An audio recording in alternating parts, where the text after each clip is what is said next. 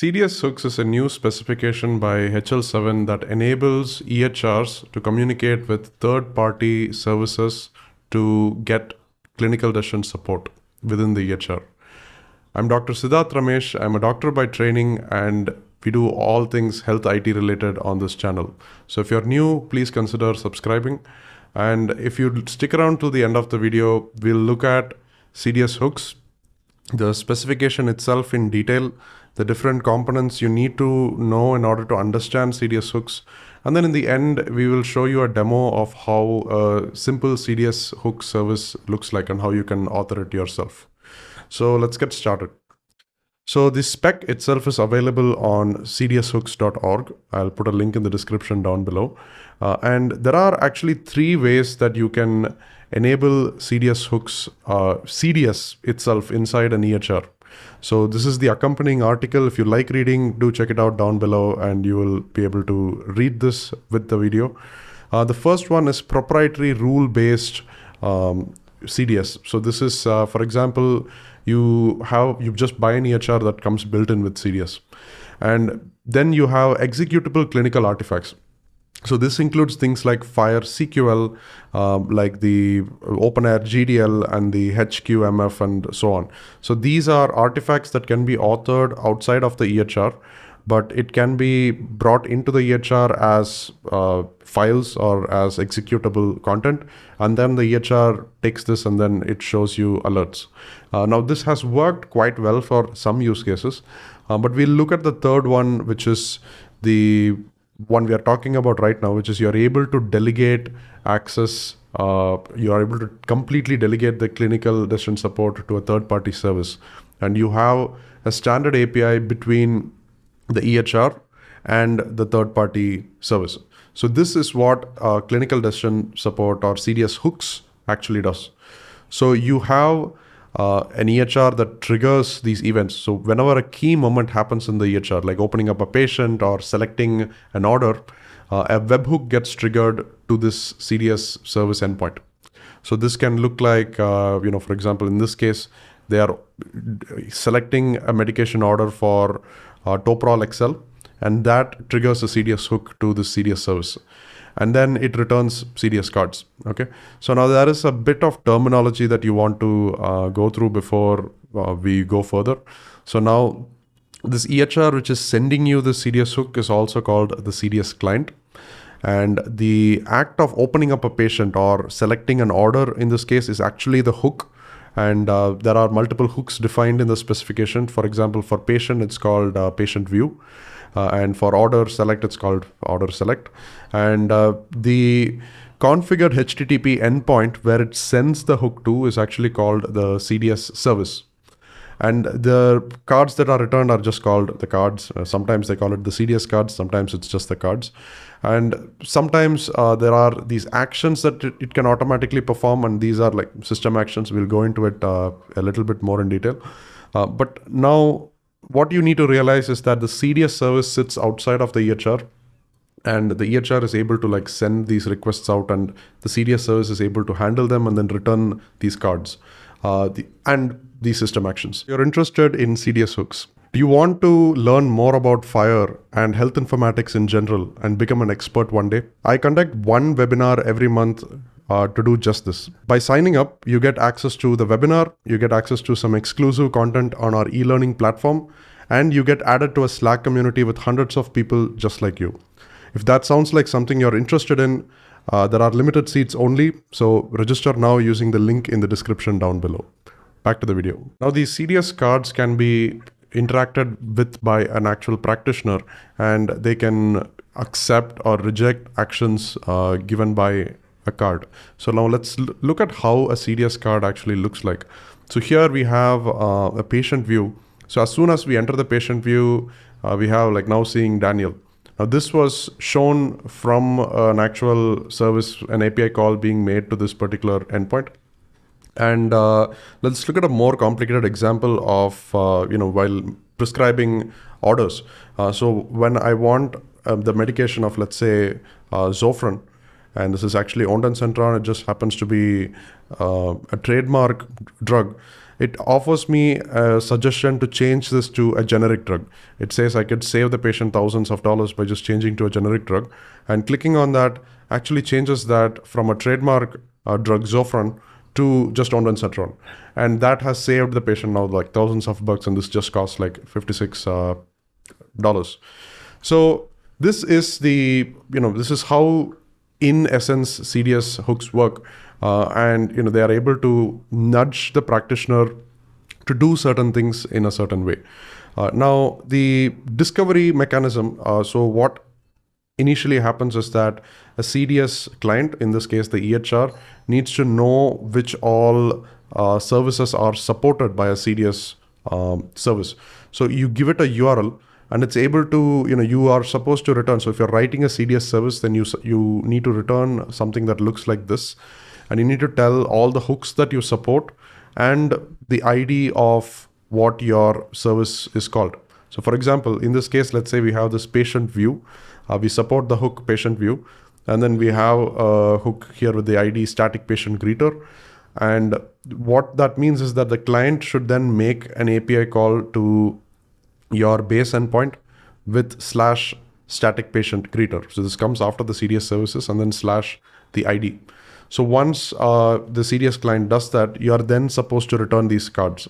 Now, before you return these cards, you may want some extra information about the current patient. You don't always want to go and fetch data from the FHIR server, although you can do that. If you just want, for example, the details of the patient directly, you can ask it for this prefetch attribute right in the discovery. And you can say patient to greet, and you can say, I want the current patient resource. And the response will look something like this. When you get a hook, it will be a post request. It will go to this static patient greeter, and you will get a JSON payload that looks something like this, where you already have the prefetch populated, and the patient to greet happens to be the patient that you're currently seeing. And this, beyond this, you still have this FHIR authorization in the request. So you can still go to the FHIR server here and make more REST API calls if you want to, and if you want to get more details about this patient before you display a hook. So this is the anatomy of how a CDS hook works in general, and they've done a pretty good job at explaining this. It's just quite detailed in the spec. So if we look at the basics, so there is a few good and bads here that I go over. You always want to have CDS services in the URL. Even if your base URL is, for example, cdsservices.com/foo, then your discovery should always be at CDS services. That's part of the spec, and you need to include it. And when they make a request to your particular specific CDS service, then you are supposed to put this URL after CDS services. Okay. Now the prefetch is pretty simple. I've already explained it. It's just extra information that you can request the CDS client or the EHR to send you before you are processing your request and you're able to send these cards. Now this just makes processing a little faster for instances where you don't have to make another extra API call. Okay. So now returning CDS cards back to the HR. So this is where the meat of the whole CDS hook specification is. So if you don't have any suggestions, you can just return like cards, and you can have that be an empty array. But if you do want to send something, then this looks something like this. So the things to note here again is you have this source, which actually shows up here. So you see the source here, CMS public uses file, and that also links to another URL. So if they want to check where is this really from, they can go to another URL and check that particular URL. Then you can provide links. So for example, here we send Google and Smart example app as 2 links, and this actually shows up like this. So you have both of these buttons showing up, and the user is able to choose between these 2 buttons. And this, in fact, is actually a smart app launch. It's a Smart on FHIR app launch that you can launch from within your CDS card. So this can be a very good entry point into a different smart app, and if the user does not even know that a smart app like this exists, it can be a good mechanism to like kind of prompt them, hey, you want to use this app for this particular purpose. Now, I mean, it's pretty straightforward here. It's not too complicated. You just have a bunch of links and you're able to tell the user that they can open these links up. Now, the suggestions is what is the most interesting part of CDS hooks. So what happened here when we entered Zofran is that we actively got a button that was able to actively change what is there on the EHR screen, right? So now if we take a look at what the response to this looks like, you have action, you have create, and it says, it gives you a medication order resource, and then it actually replaces the existing request, and you get that in the request. You get this draft order, and here in the request, there is the medication order of Zofran. And here in the response with the cards, it's actually telling, okay, you know what, replace this, take this suggestion, and that should replace that medication order with this particular medication order, right? And this is just a generic drug. Now this, when you click that again, it replaces that in the UI, right? So it's very important to note that this is not interacting with the FHIR server right now. So you don't replace the actual medication order in the FHIR server because it doesn't yet exist in the FHIR server. This is a draft order that's still on the EHR, and your CDS card is kind of altering what is on the scratch pad or on the EHR. It's not changing what is already on the FHIR server, right? So it's just in memory temporary draft orders that's present in the EHR that the suggestion changes. So after it's important to note that because a lot of people have confusion here, and you have suggestions that we already saw, and apart from suggestions, you also have this. So again, let's select the previous drug again. So in the response, we have the suggestion, and this will create a medication order, and it will just replace this existing drug. But apart from that, you also have this override reasons, right? So this are reasons why someone may want to reject this card. So obviously they may just dismiss it just like that without a reason, but they can also override it with specific reasons now. So let's say a patient requested the brand product or the generic drug is out of stock, right? So you can override this. Now, when they click on dismiss or when they actually select a suggestion, the service does get feedback on what has happened. So if we go and look at how this feedback looks like, so let's say you have your CDS service here and /feedback, you will actually get a JSON payload to your CDS hooks with the feedback, whether this was accepted or did they reject it, and with the rejection reason if they have selected one of those reasons.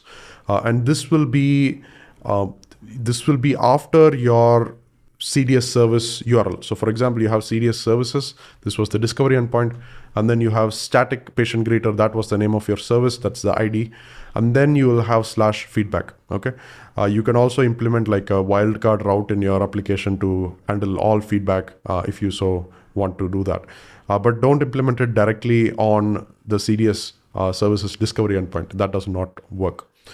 Now, apart from that, there are a few other interesting things that we may want to discuss about CDS hooks. So one is you have something called system actions. We did discuss that in the beginning. So apart from cards, your response can also send system actions. Now this automatically changes things in the UI without the user having to click on that button. So for example, here we had to click on change to generic for this change to happen, but you could also have the CDS client automatically apply these changes. And that just looks like this. You have something called system actions. Apart from that, you also can auto launch your links and smart apps. So in links, you have a button that they have to press. So for example, we don't have this service running here, but I can show you how that looks like. But here, for example, let's take this card. So they'll have to click on this link to launch it, right? But you can also say auto launchable true here in the link, and that will suggest to the EHR or the CDS client that this should automatically be launched.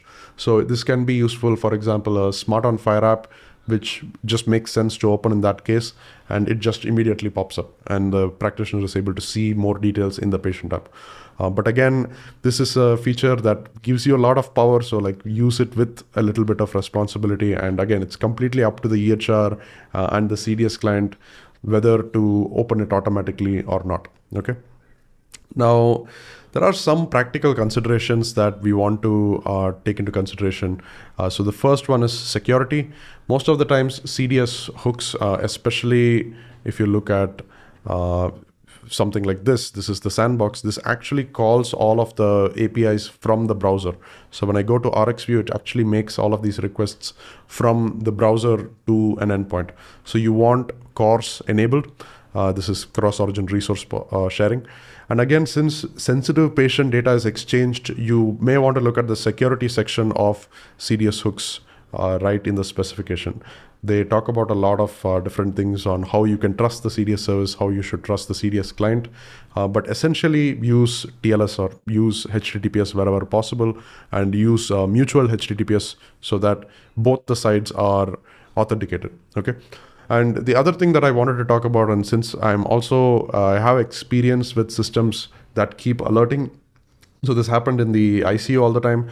So there is a system that just keeps beeping, right? Like it always goes off. So doctors just tend to ignore the alarm and they just turn it off altogether because it does not give any new information that they don't already know. So beware of alert fatigue, right? And if you are building a CDS service, then just know that it's not just okay to send everything and anything as part of the CDS card. Just send things that will be of value and things that practitioners will actually look forward to. Okay. And that way you can avoid alarm fatigue and alert fatigue, and you can actually add value to their particular workflow.